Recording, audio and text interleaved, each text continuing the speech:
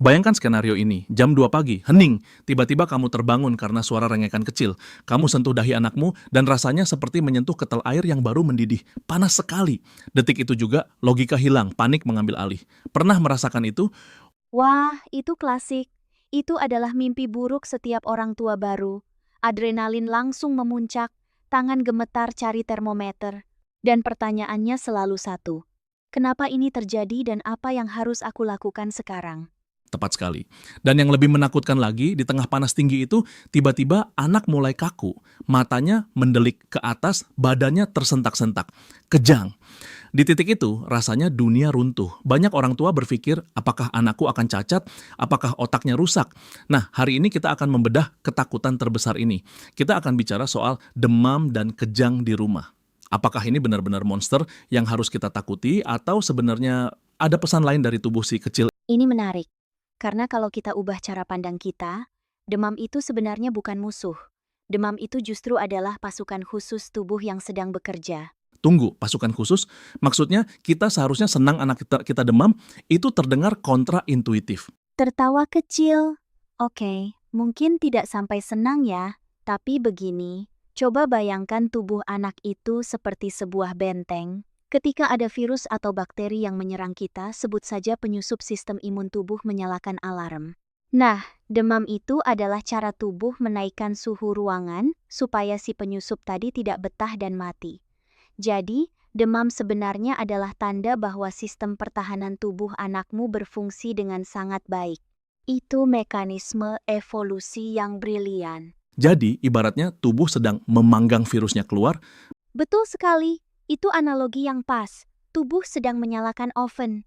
Masalahnya, kita sebagai orang tua seringkali buru-buru ingin mematikan ovennya karena kita tidak tega melihat anak tidak nyaman. Padahal, kalau kita terlalu cepat mematikan demamnya tanpa alasan yang jelas, kita malah memberi kesempatan bagi virus untuk berkembang biak lagi. Oke, itu poin yang sangat filosofis sebenarnya. Kita terlalu fokus pada kenyamanan sesaat, padahal tubuh sedang berjuang untuk kesehatan jangka panjang. Tapi, ada batasnya kan? Kapan demam itu berubah dari teman menjadi bahaya? Tentu, kuncinya bukan di angka termometer semata, tapi di kondisi anak secara keseluruhan. Apakah dia masih mau minum? Apakah dia masih responsif kalau diajak bicara? Kalau anak demam 39 derajat tapi masih lari-lari main mobil-mobilan, santai saja. Tapi kalau dia lemas, tidak mau minum, buang air kecilnya jarang, itu tanda dehidrasi. Itu musuh sebenarnya, bukan demamnya. Dehidrasi, oke. Jadi fokus kita geser dari menurunkan panas ke menjaga cairan. Nah, sekarang kita masuk ke bagian yang paling horor, kejang demam atau orang sering bilang step. Kenapa ini bisa terjadi? Apakah karena otaknya kepanasan? Istilah kepanasan itu sering dipakai, tapi kurang tepat secara medis. Kejang demam itu terjadi karena lonjakan suhu yang drastis dalam waktu singkat pada otak yang belum matang sepenuhnya. Bayangkan sistem kelistrikan di rumah yang tiba-tiba menerima daya besar sekeringnya ngeflek sebentar. Itu yang terjadi pada otak anak usia 6 bulan sampai 5 tahun. Ambang batas kejang mereka masih rendah. Listrik yang korslet sebentar, penjelasan itu agak menenangkan tapi tetap saja melihatnya mengerikan. Nah, di masyarakat kita, mitos penanganannya banyak sekali. Yang paling legendaris, masukkan sendok ke mulut anak supaya lidahnya tidak tergigit. Itu benar atau salah besar? Itu salah besar. Tolong siapapun yang mendengarkan ini, jangan pernah memasukkan apapun ke mulut anak yang sedang kejang. Bukan sendok, bukan jari, bukan kain, apalagi kopi bubuk. Kopi bubuk? Serius ada yang pernah lakukan itu? Ada mitos lama, katanya supaya sadar. Padahal itu sangat berbahaya. Begini, saat anak kejang, otot-ototnya kaku, termasuk rahang. Kalau kamu paksa masukkan sendok, risikonya gigi bisa patah, gusi robek, atau yang paling fatal, muntah. Kalau muntahan atau patahan gigi itu masuk ke saluran napas, itu bisa menyebabkan tersedak yang mematikan. Jadi, niatnya menyelamatkan, malah bisa mencelakakan. Wow, oke, jadi simpan sendoknya. Lalu, apa yang harus dilakukan? Kita cuma diam menonton anak kita kejang, itu rasanya mustahil bagi orang tua. Bukan diam pasrah, tapi diam waspada. Ada protokolnya. Pertama, letakkan anak di tempat datar yang aman. Lantai dengan alas tipis itu paling bagus, supaya dia tidak jatuh dari kasur. Kedua, miringkan badannya. Kenapa harus dimiringkan? Supaya kalau ada air liur atau muntahan, itu keluar dari mulut, bukan masuk ke paru-paru. Gravitasi adalah teman kita di sini. Ketiga, longgarkan pakaiannya, terutama di leher, supaya napasnya lega. Dan yang keempat, ini yang paling sulit, lihat jam. Lihat jam? Untuk apa? Durasi. Kejang demam sederhana biasanya berhenti sendiri kurang dari 5 menit. Seringkali cuma 1,2 menit, meski bagi orang tua rasanya seperti 1 jam.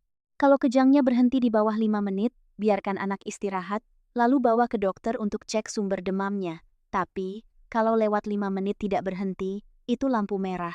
Segera bawa ke IGD. Jangan tunggu lagi. Oke, jadi aturan 5 menit ini krusial ya. Tapi saya penasaran, setelah kejang selesai, biasanya anak seperti bingung atau langsung tidur. Apakah itu tanda kerusakan otak? Tidak, itu namanya fase post-iktal. Otak habis maraton aktivitas listrik, jadi wajar kalau dia shutdown sebentar untuk reboot. Biasanya mereka akan mengantuk sekali. Biarkan mereka tidur. Jangan diguncang-guncang supaya bangun. Kejang demam sederhana itu, kabar baiknya, tidak merusak otak dan tidak menyebabkan epilepsi di masa depan. Itu murni karena respon terhadap demam. Itu melegakan sekali mendengarnya. Jadi ketakutan bahwa anak akan jadi bodoh atau cacat mental karena step itu mitos. Mayoritas mitos, kecuali kejangnya sangat lama, atau ada infeksi otak seperti meningitis, tapi itu kasus yang berbeda dan lebih jarang. Untuk kejang demam biasa, anak akan tumbuh kembang normal seperti anak lainnya. Luar biasa. Kita sudah bahas soal jangan panik, soal sendok yang dilarang, dan posisi miring. Tapi mari kita mundur sedikit ke pencegahan. Kalau anak sudah mulai hangat, apa yang bisa kita lakukan di rumah supaya tidak sampai kejang? Kompres? Nah, kompres ini juga seni tersendiri. Banyak yang salah kaprah pakai air dingin atau es batu. Loh, bukannya es batu logis ya? Panas ketemu dingin jadi adem. Secara fisika sederhana mungkin iya, tapi biologi tubuh manusia lebih pintar. Kalau kamu tempel es batu di kulit anak yang demam, pori-pori kulit akan menutup karena kaget dingin, pembuluh darah menyempit. Akibatnya, panas di dalam tubuh malah terperangkap tidak bisa keluar. Suhu inti tubuh malah bisa naik. Plus, anak jadi menggigil. Menggigil itu aktivitas otot yang menghasilkan panas. Jadi pakai es batu itu justru kontraproduktif. Wah, jadi selama ini banyak yang salah strategi ya. Jadi harusnya pakai apa? Air hangat? Tepat, air hangat suam-suam kuku, gunanya untuk membuka pori-pori vasodilatasi, sehingga panas tubuh bisa menguap keluar lewat kulit. Kompres di lipatan tubuh ketiak, selangkangan. Dan jangan lupa, pakaian. Jangan bungkus anak kayak lontong pakai selimut tebal. Tertawa. Ini kebiasaan nenek-nenek kita dulu. Ayo pakai selimut tebal biar keringatnya keluar. Itu dia. Kalau dibungkus tebal, panasnya mau lari kemana? Pakaikan baju tipis yang menyerap keringat. Biarkan sirkulasi udara membantu mendinginkan tubuhnya. Dan kembali lagi ke poin awal, cairan. Susu, air putih, kuah sup, apapun yang bisa masuk. Cairan adalah pendingin alami mesin tubuh. Ini menarik sekali. Sebenarnya, merawat anak demam itu seperti kita sedang belajar mempercayai tubuh manusia ya.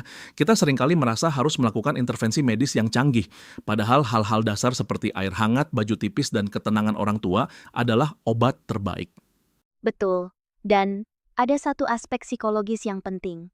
Anak itu menyerap emosi orang tuanya. Kalau kamu panik, histeris, anak akan merasa ada bahaya besar, dan stres itu justru bisa memperburuk kondisi fisiknya. Kalau kamu tenang, kamu memberikan sinyal, "Nak, kamu aman, ayah dan ibu ada di sini, ini cuma sakit sebentar." Itu efek placebo yang nyata. Ketenangan adalah obat. Saya suka itu. Tapi tentu saja, kita harus tahu kapan harus menyerah pada perawatan rumah dan lari ke rumah sakit. Selain durasi kejang 5 menit tadi, apalagi tanda bahaya yang absolut?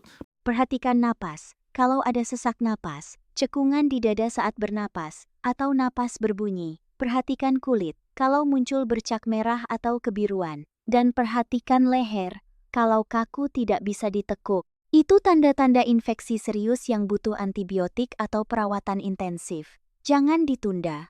Insting orang tua itu tajam. Kalau kamu merasa ada yang salah banget nih, jangan debat dengan dirimu sendiri. Berangkat. Setuju, lebih baik lebay tapi selamat daripada menyesal karena meremehkan. Betul, tapi lebay yang teredukasi ya. bukan lebay yang bikin panik satu rumah tanpa solusi. Tertawa. Benar, lebay yang teredukasi. Jadi sebagai penutup diskusi kita hari ini, kalau bisa dirangkum dalam satu kalimat untuk para orang tua yang mungkin nanti malam harus menghadapi anak demam, apa pesan utamanya? Pesan saya, demam adalah bukti anakmu punya sistem pertahanan yang hebat. Jangan takut pada demamnya, tapi kelola kondisinya. Jadi observator yang baik, bukan sekadar reaktor yang panik.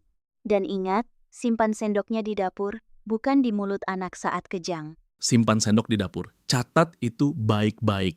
Teman-teman, menjadi orang tua memang tidak ada sekolahnya dan ujiannya seringkali datang mendadak di tengah malam. Tapi dengan pengetahuan yang tepat, kita bisa mengubah momen menakutkan itu menjadi momen di mana kita hadir sepenuhnya untuk menjaga buah hati. Betul, karena pada akhirnya, anak yang sakit butuh orang tua yang waras dan tenang, bukan yang ikut-ikutan sakit karena stres. Sangat dalam. Terima kasih banyak atas pencerahannya hari ini. Semoga malam-malam kita ke depan lebih tenang dan kalaupun termometer itu naik angkanya, kita sudah tahu harus berbuat apa. Sampai jumpa di episode berikutnya, tetap sehat dan tetap waspada. Sampai jumpa, and subscribe channel kami. Terima kasih.